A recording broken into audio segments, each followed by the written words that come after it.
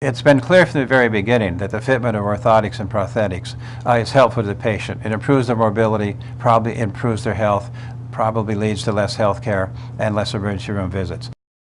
Historically, payers have been somewhat reluctant to pay for prosthetics and orthotics, primarily because there's an upfront investment and they're not confident that they'll get their investment returned in the long run, which in a certain way is unfair, because if you get a heart procedure, you don't ask whether you get a return on it. You just do the heart procedure because it's a necessary medical procedure. So I think there's a certain discrimination in the marketplace for prosthetics and orthotics. And what we found is that the payer does indeed save money over a 12 to 18-month time period. We found between a 1% and 10% savings dependent upon the devices, and for the prosthetics we found essentially a break even over a 12-month time period. Very powerful finding. In this study, we adjusted very carefully for the kinds of patients that were treated as opposed to those that weren't treated.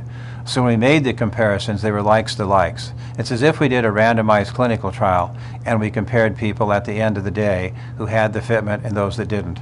And using powerful statistical techniques, we were able to say with some certainty that the findings we had are valid and appropriate and true. The study findings are certainly a win-win proposition. The patients are much better off. They're using less hospital care. They're using less emergency room care. Hospitals are places you just don't want to go unless you absolutely have to. And what we've shown with our study is that hospitals are used less by people who are fitted to these devices.